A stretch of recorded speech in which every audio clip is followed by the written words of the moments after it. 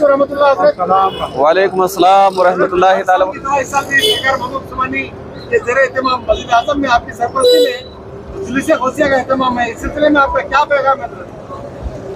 अल्हम्दुलिल्लाहि रब्बिल आलमीन वस्सलातु वस्सलामु अला अशरफिल अंबियाइ वल मुरसलीन। क़ाल अल्लाहु तबारक व तआला फ़िल क़ुरआनिल अज़ीम वल फ़ुरक़ानिल हमीद या अय्युहल्लज़ीना आमनुत्तक़ुल्लाह व कूनू मअस सादिक़ीन।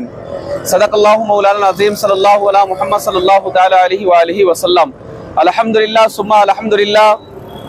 हर साल की तरह इस साल भी सरकार महबूब सुबहानी फाउंडेशन की जानिब से और ख़ुसूसियत के साथ उसके खादिम आली जनाब अब्दुल हफीज़ साहब के उनकी निगरानी में और मस्जिद आज़म मरकज़ अहले सुन्नत वल जमात अशोका रोड लश्कर मोहल्ला मैसूर से और मजलिस मुंतज़िमा और तमाम उलमा मशाइख और तमाम मुबल्लिगीन तमाम मसाजिद व मदारिस के ज़िम्मेदारान की सरपरस्ती में जुलूस गौसिया का एहतमाम इस साल भी किया गया है। सबसे पहले मैं आप तमाम को और शहरान मैसूर इसके अलावा पूरी दुनिया के मुसलमानों को जुलूस गौसिया की दिल की अताह गहराई से यानी कि समीम कल्ब से मुबारकबादी पेश करता हूँ। अल्लाह इसे कबूल फरमा ले। अल्हम्दुलिल्लाह ये अब इसकी इब्तिदा होने जा रही है।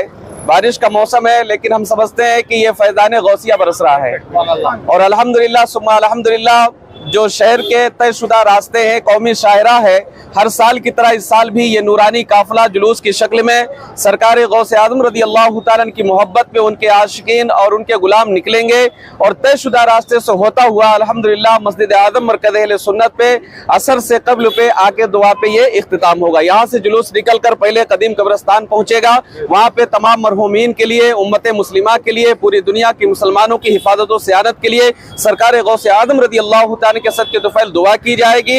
उसके बाद फिर होता हुआ आके मस्जिद आज़म पे ये इख्तिताम पजीर होगा। पिछले कई दिनों से दसों साल जो मजालिस होते हैं सीरत गौसे पाक की तरफ से, उसमें क्या तासुर बयान किया?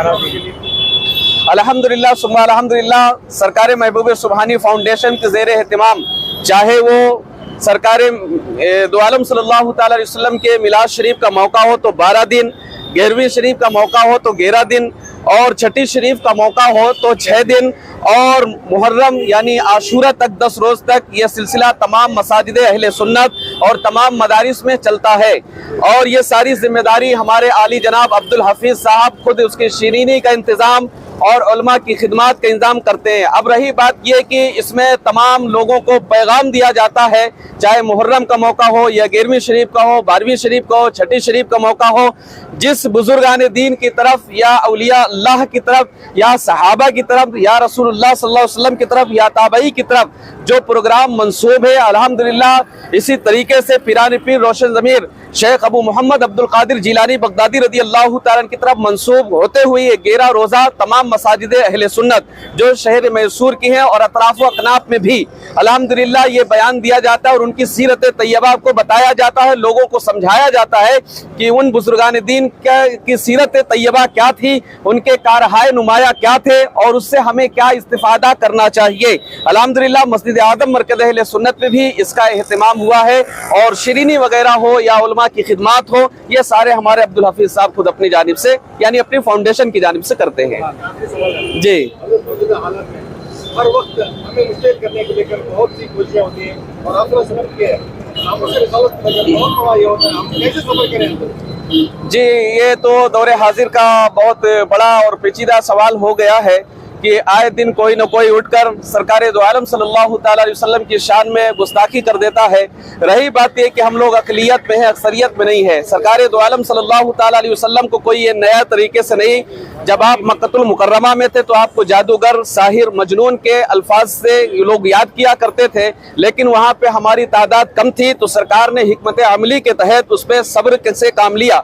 उसके बाद जब मदीना शरीफ तशरीफ ले गए हिजरत फरमा कर, वहाँ हम लोगों की तादाद अक्सरियत पे हुई तो और फिर बाद ऐसे सहाबा थे जो ईमान लाए और इस्लाम को तक़वियत मिली तो उनका उस तरीके से जवाब दिया गया।